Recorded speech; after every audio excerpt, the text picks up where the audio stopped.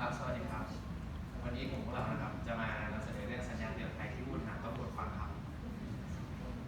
สัญญาณเตือนจากสัญญาณเตือนภัยจากการพลิกผันดิจิตอลนะครับจากบทวิเคราะห์และงานวิจัยหลายแห่งนะครับ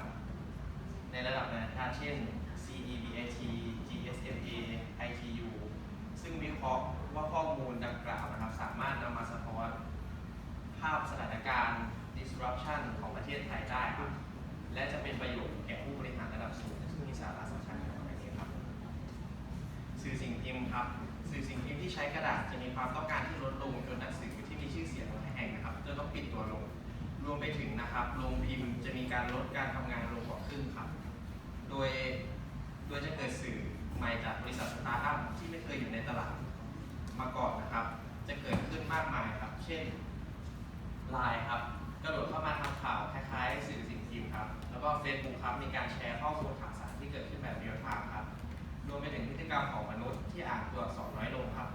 พฤติกรรมจะก้าวไปสู่การใช้เวลามากขึ้นกับวิดีโอครับที่นำเสนอแบบเรียลไทม์จนให้สื่อเดิมที่เป็นรูปแบบสื่อสิ่งพิมพ์จะถูกลดลงจากความสนใจและออกจากตลาดไปรวดเร็วครับห้างสรรพสินค้าครับการเช่าพื้นที่ขายสินค้าต่างๆในห้างสรรพสินค้าระดับแมสนะครับจะมีผลกระทบเนื่องจากสินค้าเหล่านั้นสามารถขายผ่านระบบออนไลน์ต่างๆ e-commerce หรือโซเชียลมีเดียได้ครับและแนวโน้มการซื้อสินค้าที่เป็นแมสในกลุ่ม Gen Y นะครับเปลี่ยนไปซื้อสินค้าในออนไลน์หรือโซเชียลมีเดียที่มีอัตราสูงมากครับและสินค้าเหล่านั้นมีการเสนอขายแบบเดียวทางและขณะนี้มีการซื้อเสื้อผ้าออนไลน์แล้วมากขึ้นมีนัยสำคัญในส่งผลกระทบต่อห้างสรรพสินค้ารวมไปถึงธุรกิจให้เช่าขายสินค้าจะต้องปรับตัวครับภาพต่อไปนะครับเป็นธุรกิจการเงินของธนาคารนะครับพฤติกรรมของลูกค้าหันไปใช้ระบบธุรกรรมทางออนไลน์มากขึ้นครับการทำธุรกรรมระบบ ATM และธนาคารจะลดลงไปอย่างมากครับจนทำให้ต้องลดต้นทุนโดยการลดสาขาและตู้ ATM ที่มีต้นทุนที่สูงมากลงไปครับอีกทั้งเป็นการพัฒนาเทคโนโลยีบล็อกเชนครับจะทำรูปแบบ business model ของธนาคารที่เคยเป็นตัวกลางหลักครับต้องเปลี่ยนและธุรกิจใหม่อย่างฟินเทคครับ financial technology นะครับคือกลุ่มธุรกิจที่ประยุกต์ใช้เทคโนโลยีเข้ามาทำให้การบริการที่เกี่ยวข้องการเงินและการลงทุนให้มีประสิทธิภาพมากยิ่งขึ้นโดยบริการเหล่านี้มักจะอยู่ในรูปแบบของบริการออนไลน์ครับการเข้ามาของบล็อกเชนนะครับบล็อกเชนเป็นเทคโนโลยีด้านความปลอดภัยนะครับโดยเป็นการเก็บข้อมูลของผู้ใช้งานครับโดยแต่ละรายการจะเรียกว่าบล็อกนะครับก็นำมาเชื่อมต่อเป็นลูกโซ่ที่เรียกว่าเชนซึ่งมีประโยชน์คือเป็นเทคโนโลยีด้านความปลอดภัยน่าเชื่อถือโดยไม่ต้องอาศัยคนกลางในการธุรกรรมออนไลน์ใดๆครับก็คือซึ่งปัจจุบันก็คือธนาคารนะครับทำให้สามารถทำได้สะดวกมากขึ้นรวดเร็วขึ้นแล้วก็เข้างานได้ถึงได้มากขึ้นครับแล้วก็แม้ถึง2 บุคคลจะไม่เคยรู้จักกันมาก่อนก็สามารถแลกเปลี่ยนข้อมูลกันด้วยความมั่นใจครับระบบการศึกษานะครับระบบการศึกษาจะมีรูปแบบที่เปลี่ยนไปเพราะคุณสามารถเข้าถึงความรู้ได้อย่างรวดเร็วและเกิดจะไร้ขีดจำกัดในการค้นหาข้อมูลด้วยการ Search Engine นะครับมีการแลกเปลี่ยนข้อมูลข่าวสารจากเครือข่ายผู้เชี่ยวชาญและสามารถหาความรู้นอกเหนือจากความรู้จากการศึกษาพื้นฐานจะเกิดรูปแบบการศึกษาเชิงนวัตกรรมดิจิทัลนะครับจากสถาบันการศึกษาใหม่จากกลุ่มสตาร์ทอัพ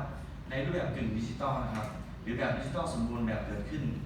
และระบบการเรียนรู้แบบใหม่แบบเรียลไทม์และคอนเทนต์นะครับที่ทันสมัยจากในกลุ่ม Gen Y ที่นำเสนอกับกลุ่มคนที่สนใจและขยายวงกว้างมากขึ้นครับเช่นจุฬานะครับระบบการจ้างงานนะครับระบบการจ้างงานจะเปลี่ยนไปบุคลากรที่มีความเชี่ยวชาญในด้านต่างๆจะไม่รับตำแหน่งงานประจำครับที่เป็นเงินเดือนแต่จะรับงานในรูปแบบสัญญาระยะสั้นโดยการจ้างงานเป็นลักษณะโครงการหรือชิ้นงานนะครับจบไปเป็นงานไปโดยส่วนบุคลากรที่ไม่มีความเชี่ยวชาญที่มีความรู้ทั่วไปจะหางานได้ยากขึ้นในอนาคตนะครับเนื่องจากเทคโนโลยีดิจิทัลเนี่ยได้ทำงานทดแทนในส่วนของงานด้าน administrative ทั่วไปเพราะฉะนั้นพนักงานทั่วไปเนี่ยจะต้องขวนขวายหาหลักสูตรฝึกอบรมระยะสั้นเพื่อให้เกิดความชำนาญเฉพาะด้านเพื่อให้เพิ่มโอกาสในการหางานในอนาคตนะครับข้อคิดสำหรับผู้บริหารในยุคดิจิทัลนะครับบริษัทส่วนใหญ่ไม่ได้ตอบสนองต่อดิจิทัล disruption โดยทันทีแต่ตอบสนองก็เมื่อต่อสายไปเสร็จแล้วเหตุผลสำคัญที่องค์กรพึงพอใจกับสิ่งที่ตัวเองเป็นอยู่และหยุดนิ่ง กับที่ก็คือความรู้สึกว่าจะต้องล้มเหลวหากมีการเปลี่ยนแปลงองค์กรธุรกิจนะครับองค์กรที่ประสบความสำเร็จที่ยังคงอยู่รอดต่อไปในขณะนี้มักจะมีการให้บริการที่เรียนแบบจากคู่แข่งที่จะเข้ามาในตลาดและมักจะมีการให้ผู้เชี่ยวชาญด้านดิจิทัลเนี่ยเข้ามาเพื่อทำงานเปลี่ยนแปลงองค์กรผู้นำตลาดจำเป็นที่ต้องทบทวนรูปแบบธุรกิจอย่างต่อเนื่องเพื่อให้แน่ใจว่ารูปแบบของตัวเองเนี่ยเปลี่ยนไปไม่ล้าสมัยและให้ทันสมัยไปอีกขั้นอยู่เสมอครับ